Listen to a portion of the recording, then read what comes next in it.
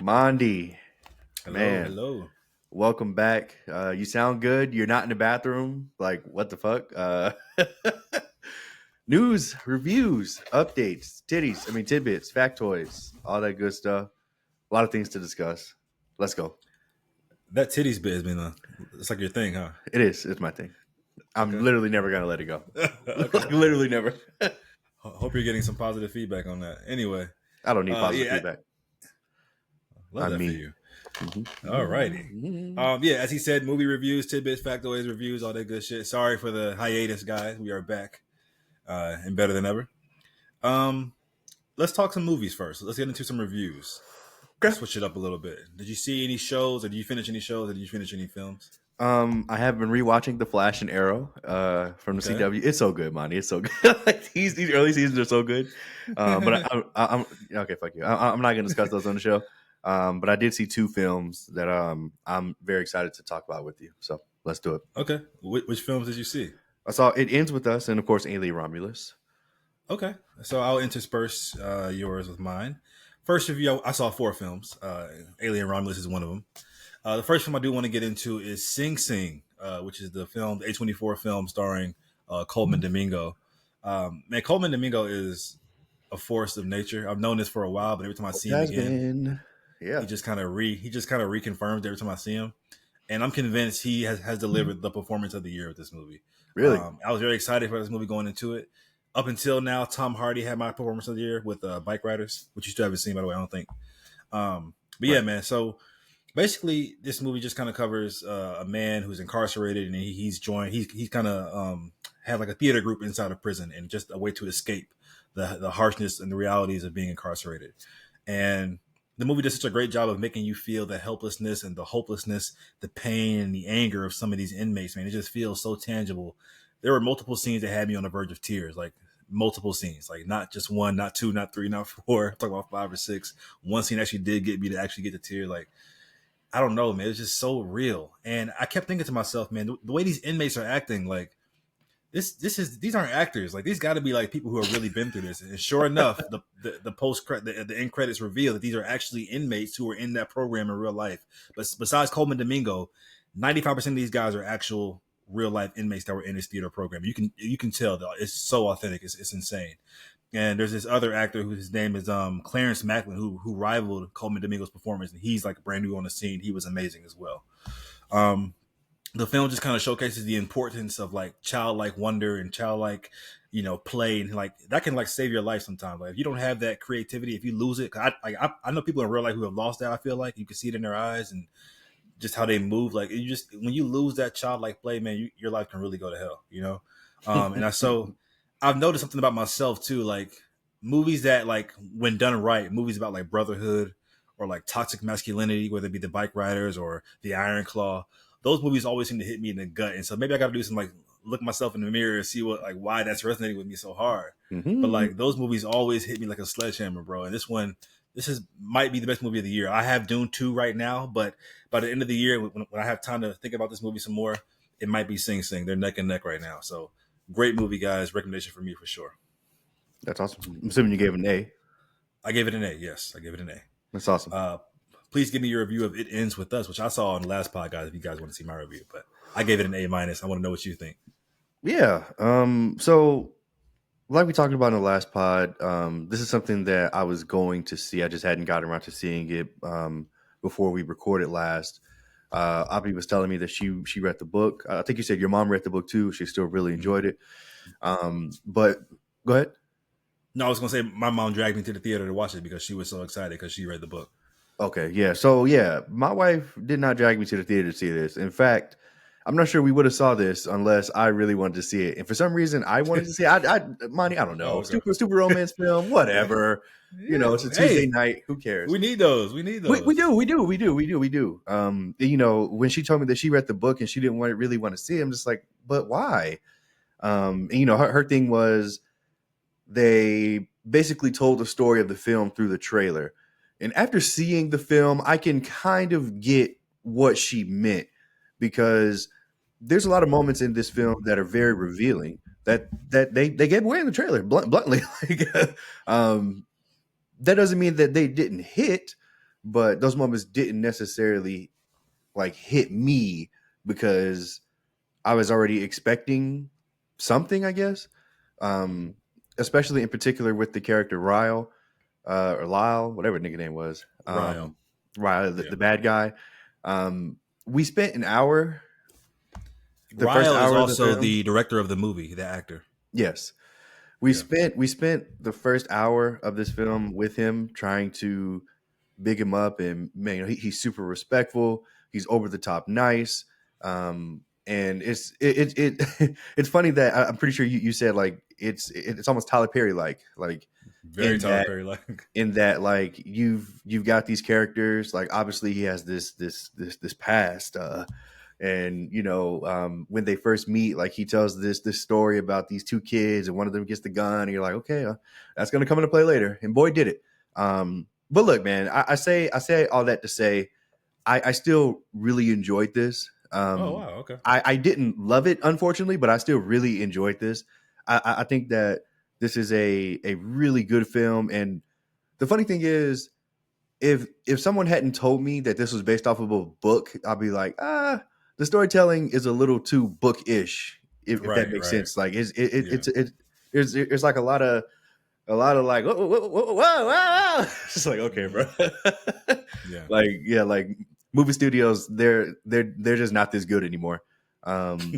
So yeah, man. I mean, I really enjoyed this. There were certain things in here upon my initial viewing that I was just like, wait, what? Like that doesn't make sense. Only to be revealed later. I think this is one of those films that you can judge kind of harshly early on. But if you hang on and watch the film and just let it wash over you, as Monty loves to say, I think that this is something you can actually really enjoy. I will say that it can be triggering to those who may have dealt with any type of domestic violence or just violence in general. Doesn't necessarily this film doesn't just tackle domestic violence. There's a whole bunch of trauma in this film.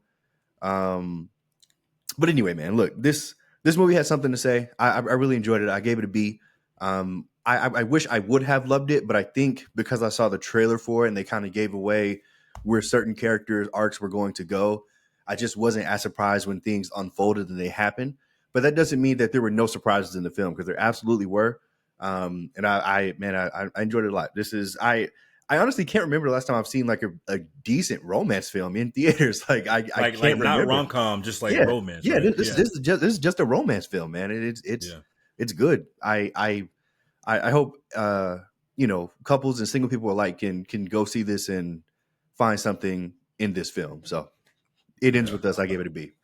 Hopefully you guys don't find any parallels to real life. Yeah. Oh man, You would just be my head like that. thank you for bringing that up. So first of all, I literally went on like a Monday. It was like a random matinee Monday. My theater was damn near packed. With people that I didn't think were in Las Vegas. I live in Las Vegas, guys. Old auntie, grandma, black women. And when I tell you they was loving Riley, ooh, right, ooh, right, ooh, right. We took his shirt off. Yeah, look at him. Ooh. And then, you know, when things started to unfold, not Riley. I was just like, oh Lord, come on, man. Like, come on. Did you man. see the trailer, bitch? God damn. But Wait, yeah. so how did Avi enjoy it as a reader of the book? Because I've been noticing online the book readers seem to not be liking it as much as people who go into it fresh, like me and you. Yeah. So I don't think she liked it at all. I mean, okay. I'm like, okay. She liked it, but her thing is, and this is the thing when you read anything, they cannot cover everything in a book. Like they just can't. There's not enough runtime. So Right. one of my complaints that I didn't really list was that the army guy, like the nice guy, like he was barely in it, in my opinion. Like we didn't really get enough of him to make me care about their relationship. That's just me being honest. And she The was like, they took it service out. that They for took it me. out. Oh, okay. So that's what I thought initially with the flashbacks. I was really digging the flashbacks between him and her. But as we went through the story, we got older. Like the back half of the movie, he's barely in. And Right. I low key, like I kind of forgot that he existed. I was like, oh yeah, this dude, like, sure. Well, there is a part 2 called "It Starts with Us" or "It Begins with Us." So maybe he has more to do in that one. I don't know. Well, and that's another thing she didn't like. She says the way that it ended, they kind of merged parts of book 2 with. Oh, So yeah, I don't know. I don't know. Look, I'm not gonna. I don't want to put too many words in her mouth, but I don't think she liked it. So okay.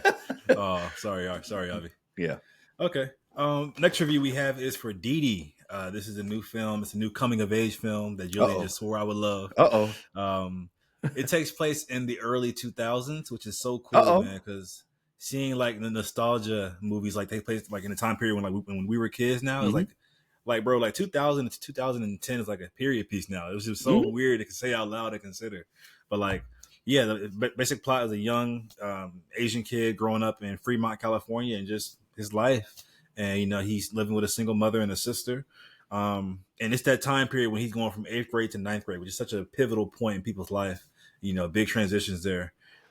If you want a sense of the tonality of the film, think of like um, 8th grade by A24 is a really great movie. I recommend that coming of age film. And this movie called Mid 90s by Jonah Hill, which is also A24. It's like a merge of the two in terms of its tone. And it kind of reminded me of Inside Out 2. Like it's a very similar kind of structure. Like in Inside Out 2, Riley's going from 8th grade to 9th grade. She has to find like her friends, how she belongs. But this is how it would really play out in real life. It was done very, very well. I'm happy to report. The way this movie handled just like the little intricacies of being that age, like having a crush, like your first interaction with that crush, peer pressure, sibling rivalry, all that kind of stuff. It literally just felt like wow. It just felt like almost like Sing Sing. It just felt very authentic and very, very real. You can tell this is very autobiographical in a sense as well to the director. He's young too. He's like our age, so I'm really proud to see people our age doing it big like that. But also there's a unique side of it that everybody can relate to, like all the stuff I just named, but also just being Asian, which I can't relate to, but that's still a very interesting thing to kind of look at from the outside looking in, because this is kind of a rant now, but like white audiences, I feel like a lot of times don't care to experience movies that don't have to do with their reality or anything that they Hmm. can relate to, quote unquote. Hmm. But Hmm. like I saw this movie in California, but like in my theater it was all Asian people, Mexicans, blacks. Like we care to see other people's I stories. mean, And a lot well, of times, Monty, come on. I mean, I was a I was about to Californian, but say, still, come on, like, bro. Come on, bro. hear me out, no, hear me out. I have a friend who saw it in Atlanta. He said the same thing. He said Okay. my theater was full of just people of color, Yeah. and a lot of time, I think he like before in the past, like you even said this before, like they just don't care to see other people's stories, and Hmm. that's just kind of saddening to me because we can all have similar. Anyway, um, this movie has amazing performances by the actor Didi himself. His name is I can't remember his name, Isaac Wong, and his mom. I think she deserves like best supporting actress. She was amazing. Her name is Joan Chen. Absolutely fantastic. I gave this movie an A minus, I believe. Wow. Didi, a great coming of age film, guys. One of the best I've seen in a long time. So 2 A's so far for me. 3, Wow. including It Ends With Us, which is crazy for me. Okay. Yeah. Next review, Alien Romulus.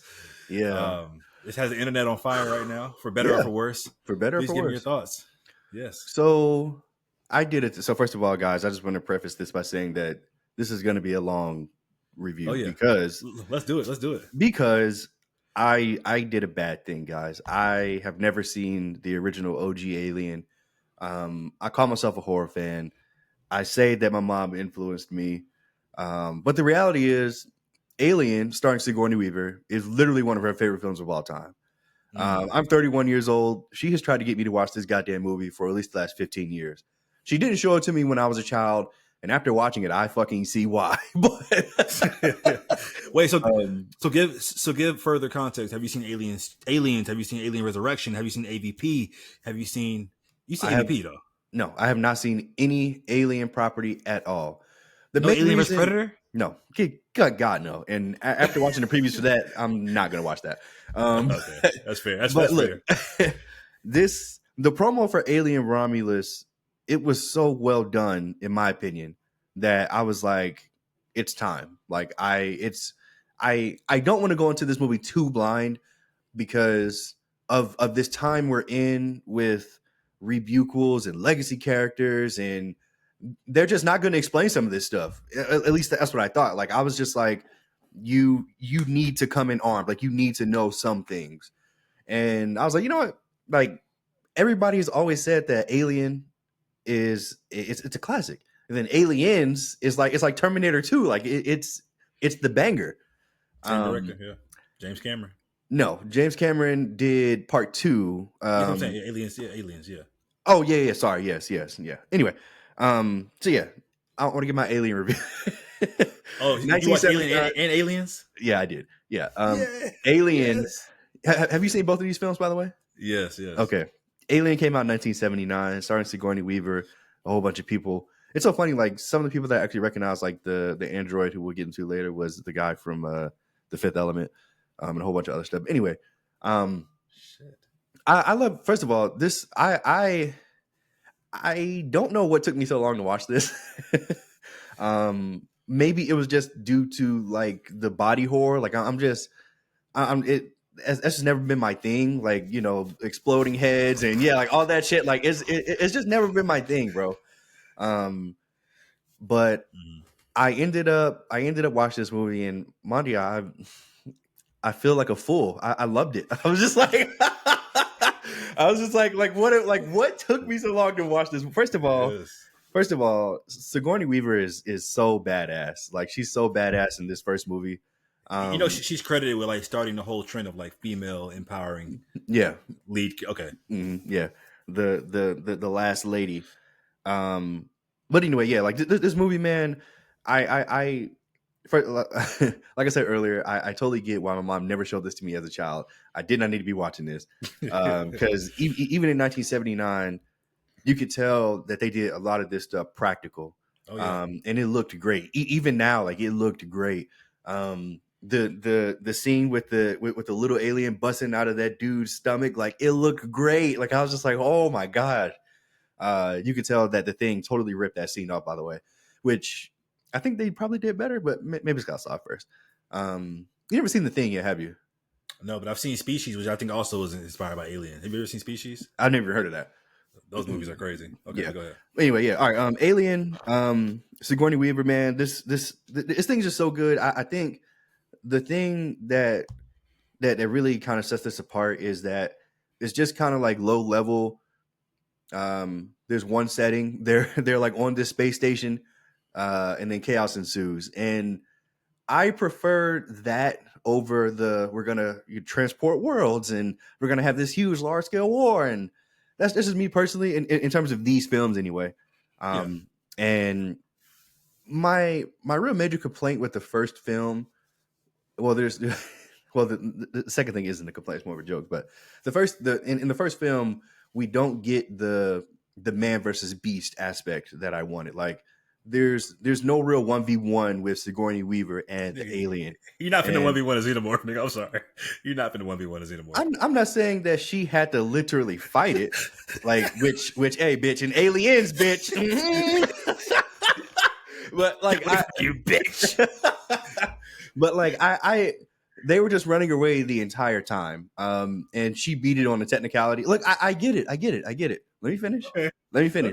In every one of these movies that I love, there's a point where you've got to stand up for yourself and you got to say fuck it. Like, look, even bum ass Beast, it was up a punch the fucking lion. Like it had to be done at some point in the film, and that was it was disappointing for me that we didn't get it.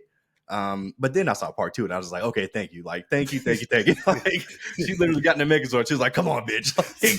Like against the fucking mother alien. But anyway, I love the lore, love the characters, love the alien itself. Like the little face hugger things or whatever they're called. They're just so fucking disgusting and creepy. Oh my God. It is, first of all, how can you like credibly say, yeah, like this guy has this thing on his face and there's something in his mouth. Let's bring him on the ship. Like what? No. Like, absolutely not. I'm not doing that. Not fucking doing that ever. So, but anyway, let me talk about Alien Romulus. Wait. So you didn't watch Prometheus or Alien Covenant either? Because those would fall within the timeline.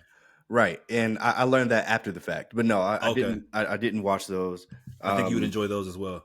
Yeah, with Michael Fassbender, I'm probably going to check those out eventually. Excuse me. Anyway, and AVP for fun. I'm not watching that bullshit. I'm sorry. For fun. It doesn't look fun. Sanaa Lathan herself cannot get me in. I'm not doing it. No. It was two of them things. Yeah, I'm sure there was. Alien Romulus. Yeah. Man, this was a time to be had. Again, I watched this a week late in IMAX on a packed Wednesday, I think it was. I don't know why so many people were there. I was like, okay, cool. But man, this was great, man. This is another good addition to the Alien family. Everybody seems to be kind of gung ho about the end. I didn't really love the end, if I'm being honest. Like the little alien human thing, I just didn't love it. You didn't like your homegrown at the end? No, did not like that. Nigga look nasty, but that was the point. I guess. I mean, the thing that makes these movies good and entertaining is, I think they're able to suspend your disbelief in, like, with the group of people, in like, would you actually make this decision? Like the facehugger thing, like that's like, no, like there's no way, like I'm not, you're fucking stupid. You say that, but if Dakis if it was Avi, Javar, no, say my wife Avi, if she got a facehugger, she's fucking done. She's done. I don't know her. I'm not letting her on the ship. She's done. Look, okay. mommy, I love you, mommy. If you ever got a facehugger, you're done. You're not coming on the ship, bro. You're not. Like, no. There's literally nothing. No. But anyway, the star of the show, it was obvious. It was the android guy. Fantastic. I don't necessarily agree with the notion that his performance was like amazing, because that just, I personally, I just didn't see that. But he was good. And obviously he was meant to be the standout, and he absolutely was. He had the most to do, even more than the lead, the girl. But yeah, man, look, I thoroughly enjoyed this. It gave me everything I wanted. I got to see the man versus beast aspect. I got to see the beast hunting them down. We got a little bit more lore, and I don't know what else you really want from an alien movie. So I walked out, gave it a B. Was thoroughly impressed with this. So this might not apply to you since you watched these so recently, but did it? I've been seeing a big rhetoric online. It didn't bother me, but seeing the actor that played Ash in the original, his android Rook, come back with the CG face, did that bother you? It didn't bother my alien fans. It didn't bother me at all. And it wasn't Ash. It was another cyborg. I mean, who's to say that they don't have so many cyborgs with a similar face? It didn't bother me at all. Yeah. Okay, just curious. Yeah, but as a Predator fan, you got to watch AVP. I know I keep saying that. You really do. Stop. No, bro. It's so fun. It's so fun. Now, part 2 can actually go to hell for real, but like part 1, you gotta watch it, bro. All right, fine, Monday. Please do. Anyway, in regards to Alien, what's this? Romulus. Yeah. This is co-written and directed by Fede Alvarez, who did Don't Breathe, which I think is a really good horror film for people who haven't seen that movie. You've seen that movie, right, with Scott Lang? Uh-huh. Yeah. So first of all, I was kind of bittersweet with this movie when it was announced, because I was really loving the Ridley Scott direction that he picked back up with Prometheus and Alien Covenant. They put like a whole trilogy, but they pivoted to do this instead. I was like, man, I wanted to see how that ended with Michael Fassbender and all that kind of stuff. But I was still a fan. I was so hyped from the trailers. It just looked like, back to that original kind of Alien feel, which I was excited for. It takes place between part 1 and part 2, just for Alien fans out there. It's just kind of cool in terms of the lore. Once again, as you said, the recent Alien films, well, you haven't seen Prometheus and Alien Covenant, but the trend of like the android or the synth being the best character continues. Like, I think the actor did have a great performance in this movie. He was fantastic in my opinion. I want to shout out Kaylee Spaney as well. She was great as the lead, Rain as well, but he stole the show, as you said. I guess what makes this movie in particular different than other entries in the Alien franchise is that essentially how I interpret it is like, this is just like teenagers in the woods in a slasher flick with like a hunter coming to kill them. Like that element makes it different, I guess, with, of course, the woods being a spacecraft and the killer being a fucking xenomorph.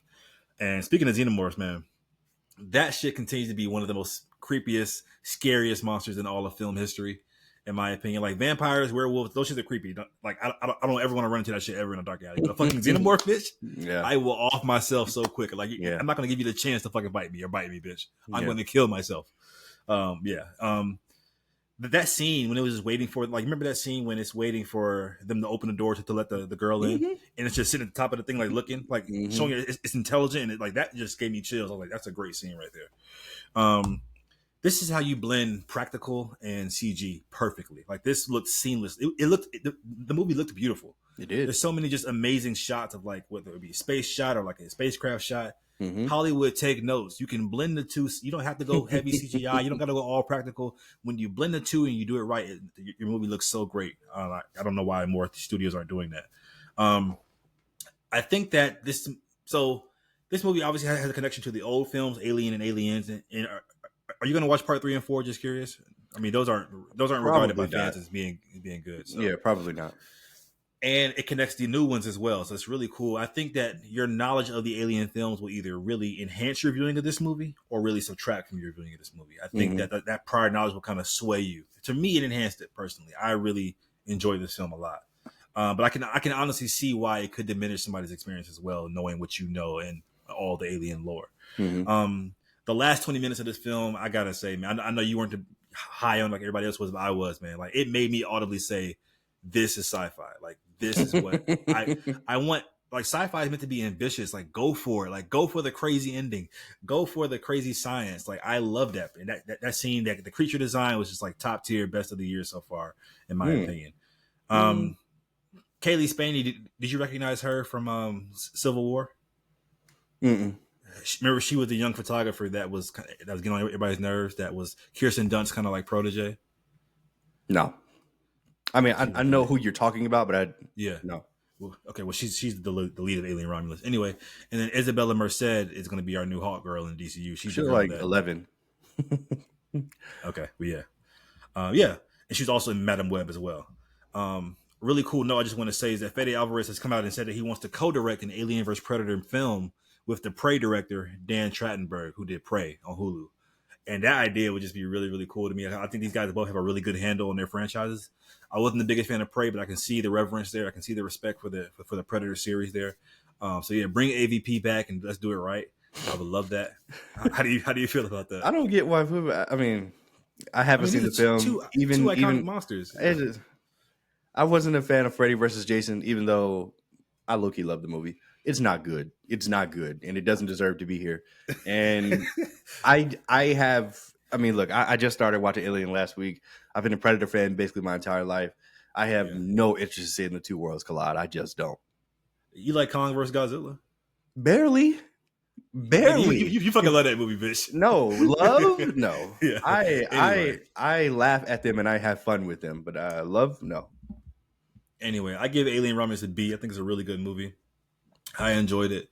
You don't have full context, but can you see why I like the Alien film better than Predator? Like, can you see why somebody would think that way, or are you still a big Predator guy over Aliens all day of the week? I don't know. I think, like, first of all, both of them are just not fair. Like acid blood, ridiculous reflexes, camouflage, bombs, grenades, self-destruct. Like, what are you gonna do if you run into either one? But I mean, the franchise, like the movies and the franchises. Oh, well, shit. At this point, I think I've seen more Alien movies. I've seen 3. And I've seen 3 Predators. Yeah, I like Predator more, but that doesn't mean anything. Like, I mean, I think it's cool that people are split down the middle like that. I think it's cool. I think Aliens probably has the better all-around films out of the 3 that I've seen, but I like Predator more. And I think you'll agree with that more when you see Prometheus and Alien Covenant too. Anyway, yeah. So yeah, I'm glad we both enjoyed that movie. The internet seems to be loving it for the most part, but I have seen some bad stuff on it as well. Last review, God, we were on reviews for a while. Is Blink Twice, which I just saw tonight. This is co-written and directed by Zoe Kravitz in her directorial debut. Stars Naomi Ackie in her real life boo, Zoe Kravitz real life boo, Channing Tatum, who does really good in this movie. Got some supporting roles from Haley Joel Osment. Always good to see him again. Gina Davis and Adria Arjona. This movie has a really great title card. I just want to say off the bat, I love me a good title card in a movie. I'm a nerd for that kind of stuff. The last great title card I saw in the movie was Evil Dead Rises, which came out last year, which I thought was a really great title card. Anyway, this movie felt like somebody saw Get Out and said, somebody being Zoe Kravitz, and said, hey, I can do that too. And sweetie, you tried. You tried, bitch. You get an E for effort. I'm sorry. You get an E for effort. You really, but no. But I will say this, though.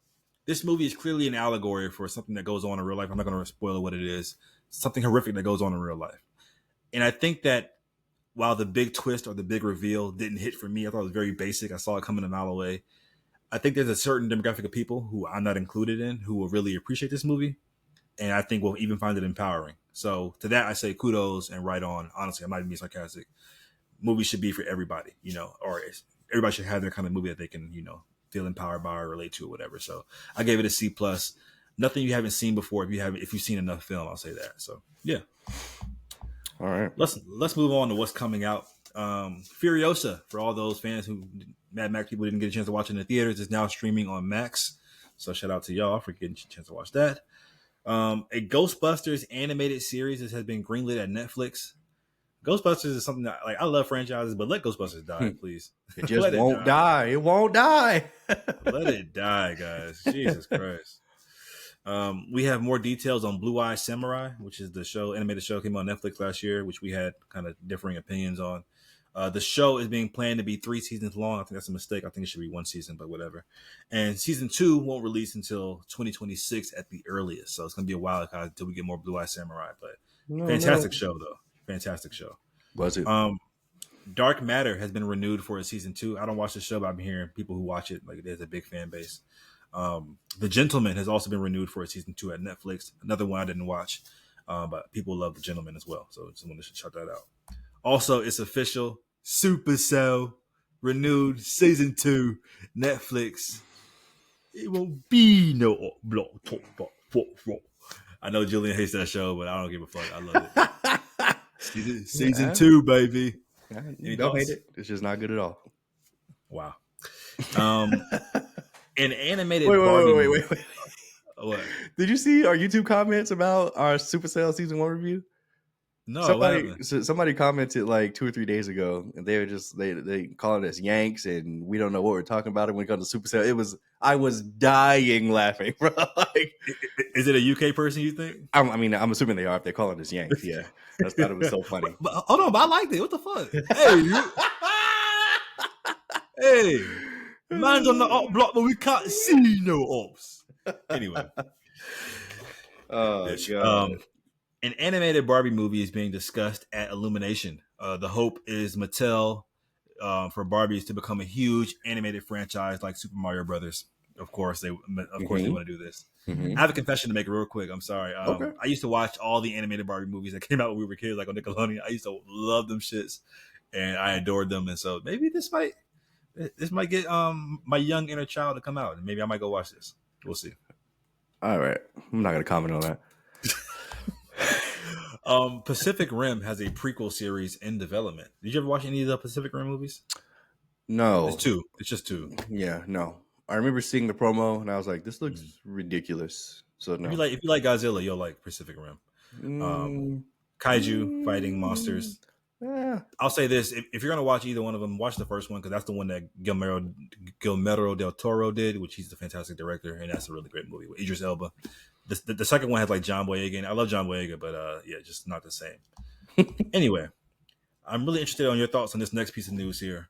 The One Piece live action season 2 will cover these arcs: Loguetown, that's how Loguetown, Loguetown, Reverse Mountain, Whiskey Peak, Little Garden, and Drum Island. It's filming currently underway in South Africa right now. So I don't have context to the show. I love the live action season 1. I know you just liked it, I think. But what are your thoughts on them covering those particular arcs? And yeah, it's good and bad.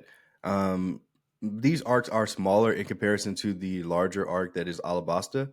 So it seems like with them committing to doing these smaller ones in this one season, it seems like season 3 is going to be totally for Alabasta, which it needs.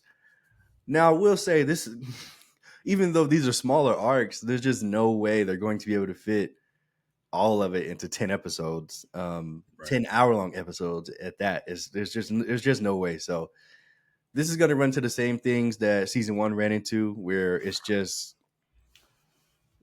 they're just not going to be able to give it the heart.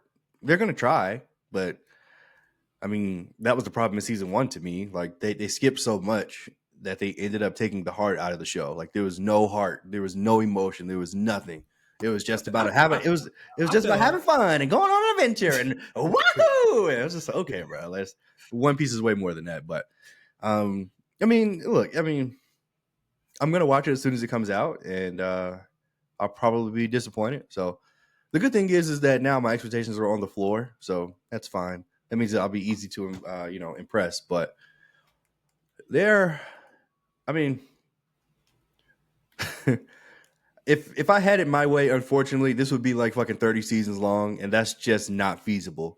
They just can't do that, and I understand that. So this is the sacrifice that we all have to make in order to get One Piece live action, which I never wanted anyway. But I guess for niggas like you that are never going to watch the anime, have fun with this, I guess. Okay. The fun god himself, not having fun. Yeah. Or having too much fun, he said. No heart. A John Williams documentary titled Music by John Williams, very creative there, will release on November 1st on Disney Plus. The doc will also have a limited theatrical release. For those who don't know, John Williams is like the Michael Jordan of music and composition and films. Hans Zimmer is the LeBron. Yeah. Okay. People always compare Hans Zimmer and John Williams. I was going to see Hans Zimmer in Atlanta, but the tickets are crazy. Anyway, would this interest you at all? John Wick, not in the theaters, but like maybe on Disney Plus. Disney Plus. Yeah. Oh, yeah. I'll probably watch this. Yeah. Really? Okay. Hans Zimmer for life. Anyway. Nigga Monday said he picked a side. What? I'm kidding. John Williams is amazing. Like okay. Star Wars alone, he deserves all the flowers. Anyway, Jack Black and Paul Rudd are in the talks to star in a new Anaconda movie. The film follows a group of friends facing midlife crises as they decide to go to the rainforest and remake their favorite film from their youth, Anaconda. So you seem to be liking this, obviously. So yeah, this is going to be so bad that it's going to be good. I can't wait. Jack Black is so good. He's so good comedically. He's going to give this film what it needs. Paul Rudd, I don't understand that yet, but that's okay. That's okay. I'm here for this ride. We haven't had an Anaconda movie since Hunt, a good one anyway, since Hunt for the Blood Orchid back in fucking 2002 or 4. Great movie. It is a great movie. It's a great movie. Great movie.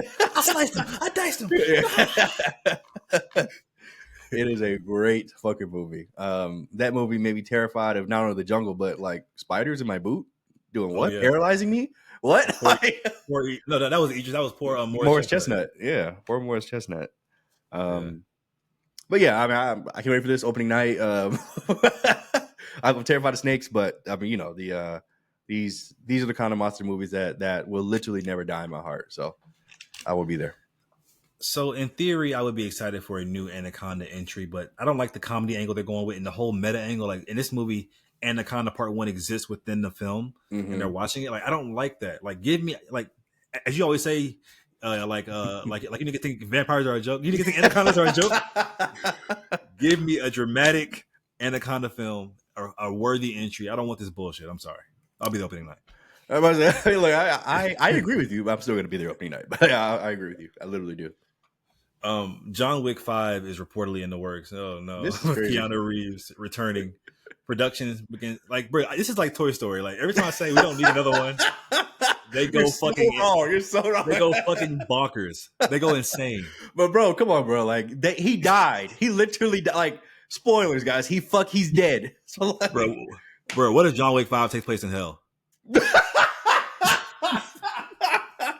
And it's hold on. And is everybody that he's killed coming back to kill him? Oh no, that.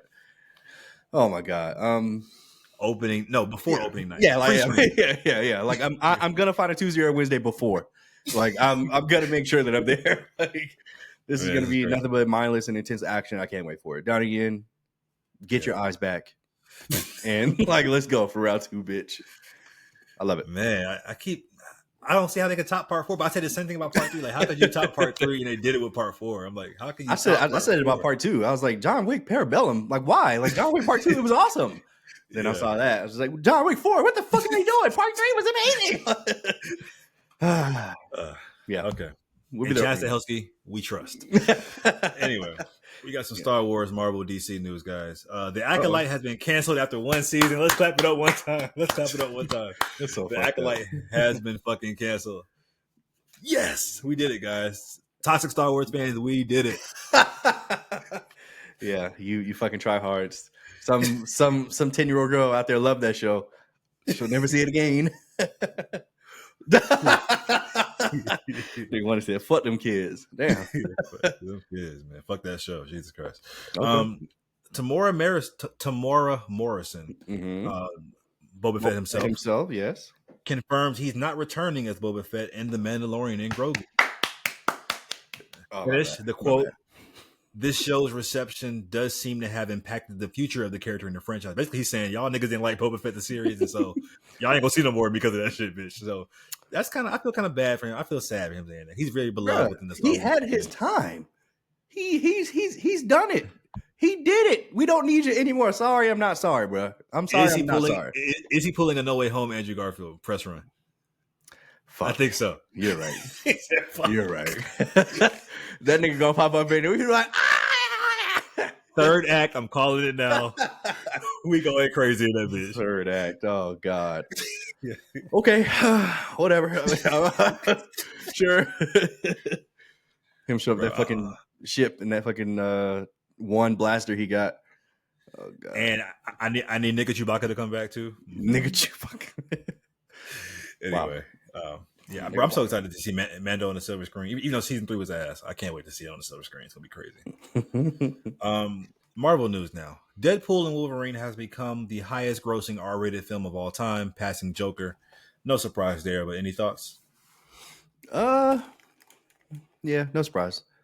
Yeah. Nothing really to add. A lot of people got it what they wanted. When I say a lot of people, I mean you whiteys got what you wanted with this film. So nigga, we got 40 subscribers. We got to hold on to everyone we got. Please stop. Please stop, Joe. Yeah, it's going to go down to 13 after this. Halle Berry says that she was never officially asked to return as Storm in Deadpool and Wolverine. Aw. Quote was, Blake Lively, Ryan Reynolds' wife, asked me one time. I ran into her at the Marc Jacobs fashion show, and she said, hey, would you ever want to be in my husband's movie as Storm? She said, I said, yeah, if he asked me, but he never asked me.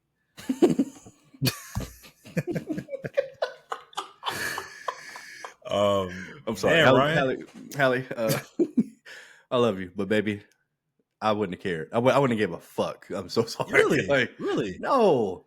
So, would you have cared more for Halle Berry's Storm or fucking Jennifer Garner's Elektra? Exactly. They're literally right here. Don't do that. Don't you? Okay. All right, Halle Berry. Like, come on, like, barely, and that's just because she's fine. Like, I mean, no, it's not. She was a staple in those Fox X-Men movies, bro. Don't do that, brother. I would not have cared. I think Fox said, okay, we already had Wesley Snipes and Blade. Nigga, think about it. 2 niggas in this movie, you're fucking nuts. But honestly, though, I think that Marvel's probably saving Halle Berry Storm for the big Secret Wars when they can bring in everybody. Because I don't think they want to blow their load in Deadpool and Wolverine with all the bringbacks, you know. So that's my theory on it. Anyway, we have new alleged details from X-Men 97 creator Bode Mile regarding why he got fired. Look, okay, hold on. Look, before you read this, he did release a statement categorically denying all of this stuff. But we're going to read it anyway because it's absolutely hilarious. So go ahead, Marty, please. Sent nudes of himself in sexually suggestive hero poses to young male staffers on the project, saying that he could use them as inspiration. Yeah. Or they could use it as inspiration.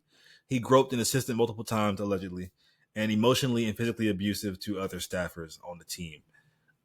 We knew he was a freaky 69 guy, but this level of detail, like I feel like he kept poking the bear, which is the bear being Disney. And Disney's like, okay, bitch, we gonna leak what the fuck you did, bitch, and they did. And so, like I said, it's all alleged, but I totally believe that this freak is up to all this shenanigans. I think he did it. But what are your thoughts? So initially, as it was coming out, when I read it, I was like, he totally did it. But the fact that he actually denied it, I don't know. Typically in situations like this, when people know they're guilty, they'll release some type of bullshit statement like, I'm getting help, I'm going through training and blah, blah, blah, blah. But he was just like, nigga, no, I didn't. Like no, like, y'all not gonna do this to me. No. so because he went that hard, you know what? I'm gonna give him the benefit of the doubt until like there's verifiable proof out there. Okay. But Monty, that nigga did it. That nigga did it, bro. That nigga did it, bro. Oh my god, that nigga did it. Like, so, why would they go through the trouble of firing you when like you created a masterpiece almost in X-Men 97? Like, why would they do that? Yeah, There has to be some warrant there. Anyway, Todd Phillips, director of The Joker and Joker 2, says Joker 3 and Hangover says Joker 3 likely won't happen. He said it was a fun to play in this sort of sandbox for 2 movies, but I think we've said what we wanted to say in this world. As you've taught me, as I've learned over the years, I've learned these kind of statements mean absolutely nothing. They don't mean anything. when it makes money. Yeah. If this makes $1 billion like how Joker won, I think, yeah, I mean, $1 billion, It made $1 billion, yeah. If this makes $800 million, they're getting a part. So you taught me that, and I thank you for that, master. Yeah, bro. Like just okay. Thanks, Todd Phillips. Sure, nigga. They will find somebody else. They'll put another nigga in that Joker costume too. Please believe. Make a part. Warner Brothers will be parked outside your door. We need you, bitch. Yeah. All right. A tidbit time. Ridley Scott, director of the Alien original movie and the new Alien films, Prometheus and Alien Covenant. He did Gladiator too, didn't he? Gladiator 2. He did Blade Runner. He's a fucking legend. Says he was depressed for 3 months after watching Star Wars because it was so good. He said he decided to drop his next project and make Alien instead. Wow, what a story, in my opinion. That's how you are inspired, but don't copy somebody. Because it's totally different than Star Wars, but just a great story to me. Yeah, that's awesome. Good for him. Made art. This is crazy. Speaking of Disney from earlier, a doctor died at Disney Springs restaurant from an allergic reaction after being assured the meal was allergen free. The widower then sued. Disney is now trying to dismiss the suit because he argued that he agreed to arbitrate basically all disputes by signing up for Disney Plus free trial years ago. So guys, the guy signed up for a Disney Plus free trial, goes to a restaurant. His wife dies from an allergic reaction when they said there's none of her food that's in there is allergic. And now Disney's saying that basically, nigga, you signed something from years ago on a free trial that we are exempt from being sued, which is insane to me. I want this nigga to own Disneyland in Anaheim by the time this shit is done. Because fuck you, Disney. Yeah, Disney has since come out and said that, basically that they're not going to honor that and type shit. So but he's going to get paid, basically. Yeah. Oh, so like a settlement probably? Yeah, he's going to get paid. So yeah. I don't know about owning Disneyland, but he might own a character or two. We'll see. Yeah, that's an insane even kind of way to even combat somebody. But anyway, we're nearing the end here, guys. Let's talk about some trailers. Julian's favorite segment. Oh yeah, we have the trailer for Secret Level. This is an animated anthology series featuring video game franchises like big ones like Warhammer 40K, Mega Man, God of War, Pac-Man, Dungeons and Dragons, and many more. Ghost of Tsushima. Yeah, as a video game enthusiast and people who've played a lot of these games, does this excite you? The trailer looked kind of interesting. What are your thoughts? Yeah, the trailer didn't give me much, honestly, but I think that's by design. These anthology series are interesting just because you don't have to put too much stock in them. Like, obviously, they're not canon, so like you kind of have free reign with the character. You can literally do whatever. It's still gonna make some people mad, but I mean, I'm excited to see the ones that I know, like Mega Man and Ghost of Tsushima and God of War and whoever, whatever else surprises out there. But I don't know. I don't want to get too excited about this because honestly, this is like a really good idea, especially for somebody like Jin Sakai from the Ghost of Tsushima, who that's all we have of this character. Like, God of War's been out for 20 years, Mega Man's been out for 50. Like, we have so many stories about these characters, but we really have nothing except for that one game for the Ghost of Tsushima character. So I'm interested to see what they do if they can create some exciting stories. Star Wars Visions has proven that even if it's 9 minutes, it can be interesting and entertaining and enthralling. So I'm gonna give this a chance for at least the ones that I know. We'll see what happens. Did you ever watch the Animatrix, the animated Matrix anthology? I watched it one time and it came out in 2003 or whatever it was when I was 10. I literally don't remember a goddamn thing about it, but actually it's not true. I remember that it was nuts. It was just like, wait, what's happening? Crazy. Like crazy. What? That's really all I remember. Yeah. I stole that from Blockbuster and got caught, but yeah, that was an amazing thing. I didn't see it since I was a kid, but I loved it when I was a kid. Animatrix. That's crazy. Speaking of video games, I just want to segue real quick. This game has been taking the world by storm. Black Myth Wukong. Yeah. It's already breaking multiple records and getting critical acclaim all over the board. Mm-hmm. It's got an 81 out of 10 rating on Metacritic. It's got 2.2 million plus concurrent players, 96 approval rating on Steam. Second most played game ever on stream. And On the most Steam. played on Steam, sorry. And the most played single player game of all time on Steam. Yeah. Now, I looked at some of the gameplay on TikTok. This looks fucking I don't play games, guys, but this looks like fucking insane. Like, this looks like something I would love if I did play games. Like, it looks like Elden Ring, but like the Japanese kind of lore, or the Chinese lore, should I say. I mean, what are your thoughts on it? Have you played it? Are you going to play it? I'm going to play it. I'm probably going to get it sometime next week. I have remained spoiler free, and I plan, to keep it that way. The things that I have seen, it's really just been like combat, or maybe like a small story beat here, a small story beat there. But I mean, yeah, it looks like God of War mixed with like Dark Souls. So okay, thanks. I'll report back next week and let you know how I liked it. But yeah, I mean, it's getting a lot of players and breaking a lot of records on Steam. So that's cool, man. I'm glad that people are liking it. So let's do it. Yeah. I want a movie now, just based off the gameplay. It's amazing. We have the trailer for the Lord of the Rings: War of Rohirrim. There it is. It's going to be actual theatrically released movie, guys. Animated though. This is an animated Lord of the Rings feature. Yeah. 200 years before the events of Lord of the Rings, coming to theaters December 13th. Julian, guys, he watched Alien, so yay, clap it up. But he has still not watched the original Peter Jackson Lord of the Rings film, so that's next on his list, which he has to watch. But he probably had no context at all to what any of this fucking means. But what are your thoughts? Yeah, I had no context at all to any of that fucking meant. So, like, this literally mean nothing to me. I was surprised to see that it was animated and that it is coming out in theaters. Lord of the Rings got some balls for this, but we'll see how it does. Hopefully, enough people go see it, and this can spawn more movies for you guys. But this didn't mean like, I don't care about this. So, as a Lord of the Rings fan, I didn't care about this shit either. What the fuck, nigga. It's kind of how I feel about Game of Thrones having animated things as well. Like, those franchises thrive in that live action space. I don't want to see animated Lord of the Rings. I just rather see live action Lord of the Rings. I watch fucking Rings of Power before I watch this shit.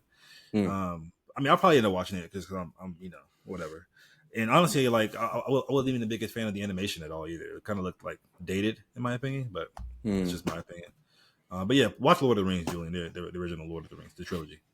Anyway, we have the trailer for Kyle Mooney's Y2K, starring Rachel Zegler.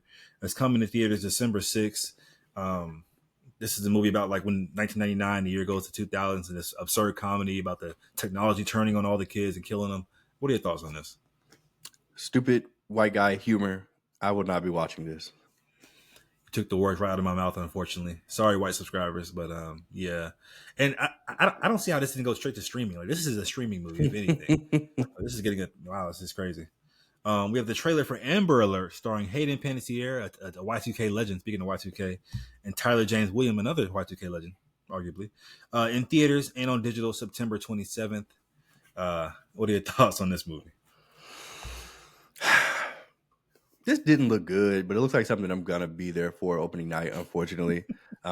Probably just because of Tyler James Williams and Hayden Panettiere, but am I expecting anything but like a C+? No. I think that this is their attempt to try to come up, match the times. Gave me a little searching vibe, but I don't think that this is going to be good at all. That's just my opinion. I agree, man. First of all, I love Hayden Panettiere. Damn. she was like my white girl crush for a long time. Okay. And Tyler James Williams, I'm happy with his career, how it's trending. Yeah. This movie looks dated in terms of its subject matter and even how it looks. It looks like it just looks bad. Not bad. It looks lower budget, which is okay. I should be sympathetic towards that if anybody. But yeah, I can't even watch this in movies. I'm sorry. Let me know how it is. I want to support him, but this just looks like, come on now. Like, what are we doing? Anyway, last trailer here, guys, and last part of today's pod is we have the trailer for Malcolm Washington's Denzel Washington's son, not John David, but his other son. We have Malcolm Washington, his son, directing the movie called The Piano Lesson, starring Samuel L. Jackson, John David Washington, Ray Fisher, yay, he's getting more work, and Danielle Deadwilder, coming November 22nd on Netflix. Now, this one should be in theaters. Fuck them other movies. Those should be on streaming. This should be in theaters. But what are your thoughts on this trailer? I couldn't make out what kind of movie this was, and I'm not sure if that was by design or not. I couldn't tell Mhm. if this was a period piece, if this was a horror, if this was just a drama. Like I couldn't really get the vibe from it. Um, the names involved are cool, but personally, I need more to go on before I waste my time watching this. Um, I do love that it's an all black cast, but if it's just going to be us being slaves again, Nigga, I didn't see a I'm single slave cool. in that trailer. What are you talking about? Just 'cause you see some black people in the period pieces, there's slaves involved. You didn't see the cotton? I didn't. Oh Okay. God, is there cotton? Yeah, there was a lot of cotton out there. A lot of fields. I don't. I Straight mean, farmers? look. You're funny. I hope that I'm dead wrong, and maybe once I see more, a new trailer or whatever the case may be, I'll be more interested to watch this because there are some great names involved. But this just didn't give me enough to get me excited. That's just how I feel. Yeah. So this is based on an August Wilson play. He's a famous playwright. Based on the trailer, it looks like this piano has very much importance in his family because it's been passed down from generation to generation. Each Mm-hmm. generation has their own set of traumas. I didn't get horror vibe from it. I think they're just trying to explore that and how it kind of has ripple effects to the next generation. I don't know. I could be totally wrong on that, but it looked amazing to me. Amazing. Great cast.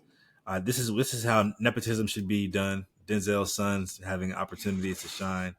Still, I ain't the biggest fan of John David. We all know that, but I think he's very serviceable. Isn't He's that a okay? Does he have to be an A-lister? You're right. You're right. He's a Derek White. So Yeah, what's wrong with that? yeah, He ain't needed nothing wrong Derek with White. that. Ain't nothing wrong with that. We do need him. So yeah, man, I'll check this out. I'm excited for it, man. I love black film that look quality. So yeah, I'll be there. Oh, I'll On be in the Netflix. house. Yeah, on Netflix. But yeah, that wraps it up. Okay. Any more thoughts? Guys, I didn't say this at the beginning of the video. God damn it. But make sure you like the goddamn video, comment down below, and subscribe to the Current Era Pod. Please. Thank you. Um, whoever you are in the UK, I'm sorry that you didn't like Supercell or our Supercell review. Because he's still listening, right? They are. They're hooked. You need to be subscriber number 41, whoever you are. So hit that subscribe button, okay? All right, Monty, thank you. Thank you.